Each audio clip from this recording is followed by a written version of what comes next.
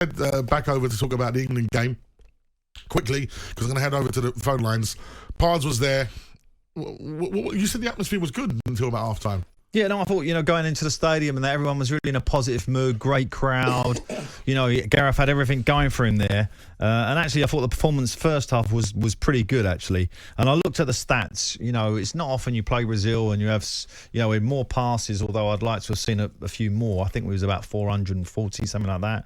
I think we should have had got more passes in, actually, and kept it from them. But, it was great to see some good performances out there. I thought Gordon did okay.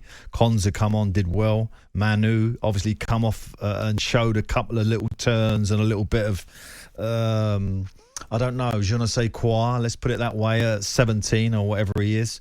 So it was okay, and Bellingham, without a shadow of a doubt, is the main man, and he is the main man in Europe, actually, at the moment, which is unusual for an English player.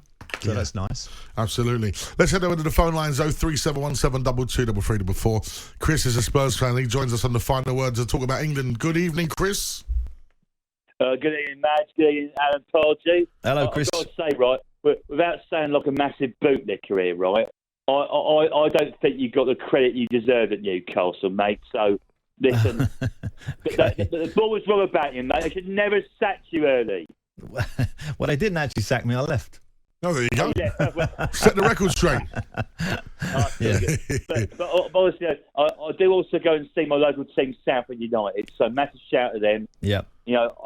This season really the write-off. The next season we've got a new owner in from Australia called Justin Rees. Let's go on there, push on, and get promotion next season because we need to be back in the Football League. We deserve to be back in the Football League. And my argument is if Luton can go away to the Premier League, then so too can Southend. But anyway, it'd be lovely to see, wouldn't it, Chris? No, I would be lovely to see, honestly. The Premier League football roots all, like I say, if Luton could do it, anyone could do it. That's the inspiration you got. To go through the leagues, right, you need to have a real superior home form. And I always hated going to Roots Hall, Southend. Tough place to go, always. No, it is, definitely, mate. The crowd are on you straight away. Yeah, absolutely. But, regarding the England game, right, listen, I thought it was a big snooze, if truth be known. Look, I don't know. Gareth Southgate, look, I know obviously Alan's an ex-teammate of his.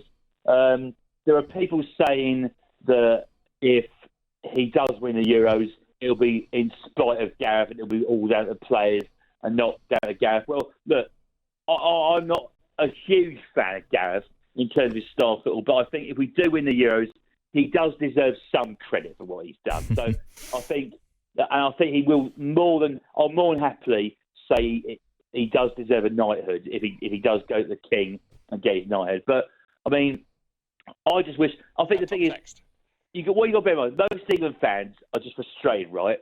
We were a penalty kick away from winning the Euros. I think during that shootout, he got his tactics totally wrong, and he put in 3 novice players to take a penalty shootout when he shouldn't have done. That was bad, obviously. We won it up. We won it up. And we had Luke Shaw, who scored that fantastic goal. And I just thought, you know what, we're going to boss this game. We're going to go and win 3-0. But we just evaporate. We just disintegrate. We did. And I think the thing is, Gareth, my biggest problem with him is he does tend to be on the side of caution. But again, international football is a tricky old game to manage. Well, You've gone sort of roundabouts there. You've praised him, knocked him down, praised him, knocked him down, praised him, knocked him down there. He could be a good manager for us. Exactly. That's what you like. But that is, and that is a kind of position what you find yourself. That's why it was called the impossible job, But Gareth has made a good fist of it, let's be honest, in terms of the years he's been there.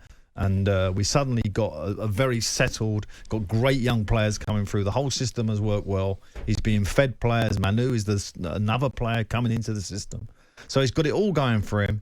And the question mark for Gareth, and if Gareth was sitting there right now, I would say to him, Gareth, you're going to need to win that tournament, mate. And I think he's very much aware of that. Yeah, I think so. And you know what? Even my dad said to me today, big shout to Cole, when I was on the way up here, he goes, you back on with Pards tonight? I said, yeah. He goes, on your show tonight, please slate Southgate as the most awful England manager ever, please. And I was like, I was like, right, I will always be grateful for Gareth Southgate for making us all fall back in love with the international setup of England. He has done an incredible job at creating a camp and a load of players that enjoy going away with England now, and that is so important. I liken Gareth Southgate to a guy who's got a Lamborghini but drives it like it's like a Mini Cooper or something, because there's something like the Bellingham, the Fodens, even the Grealish, when Grealish was at his pomp. I just think what he's got at his disposal, I think the frustration is, as Premier League fans, and we watch these boys week in, week out, and what they can do, we don't see him do that. He's a defender. His mindset's defensive. Yeah, look. What you got to remember is that team, that all those individuals have to be brought together into a team unit, completely. Right? And he's built a team there, and he's got a good team around him. And at the moment, okay, the question mark is the final hurdle, isn't it? Because we've been close, right? So the question mark's the final hurdle, and I think Gareth's very much aware that this this particular tournament might be the final hurdle for him if he doesn't win it. And he's got the tools to do it. We can all see that. It's not often you come up against Brazil, and I actually thought, okay, they did win 1-0 Brazil, but we bossed the game really, and perhaps should have scored before them, I thought. And, I personally think we are the best team in Europe, bar none, bar none.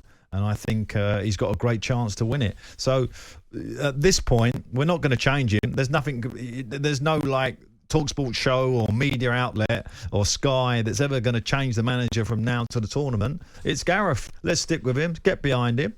Say, come on in, Gareth. You need to win this one, mate. That's it. On AM, on DAB, via the talkSPORT app and on your smart speaker. talkSPORT.